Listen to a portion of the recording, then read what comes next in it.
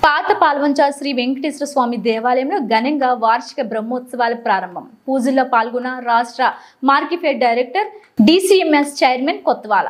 పాత పాల్వంచలోని శ్రీ ఆలిమేలుమంగ పద్మావతి సమేత శ్రీ వెంకటేశ్వర స్వామి దేవాలయంలో వార్షిక బ్రహ్మోత్సవాలు ఘనంగా ప్రారంభమయ్యాయి.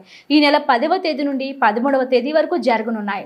రెండవ రోజు మంగళవారం దేవాలయం ప్రధాన పూజారి కందాల సింహాద్రి ఆనంద కుమారాచార్యులు ఆధ్వర్యంలో ప్రత్యేక పూజలు నిర్వహించారు. యాగశాల ప్రవేశం, మండపారాధన, గరుడ వాహనం, ధ్వజారోహణం, గరుడ ముద్ద, అగ్ని ప్రతిష్ఠ, భోగా నివేదన, మహిళలు పసుపు కొట్టుట వంటి పూజలు చేశారు.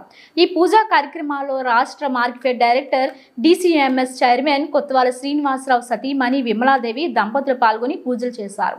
ఈ కార్యక్రమాల్లో పాత పాల్వంచ మాజీ కౌన్సిలర్ కొత్తవాల సత్యనారాయణ, నిర్వాహకులు కిలారి సుజాత, కోండం వెంకన్న, గంగుల చంద్రశేఖర్, ముల్లపూడి శ్రీకాంత్, విజయలక్ష్మి, సీతక్క, రాఘవమ్మ, లక్ష్మి, భవానీ, జ్యోతి, సత్యవతి, మంగవని, జాహ్నవి తదితరులు పాల్గొన్నారు.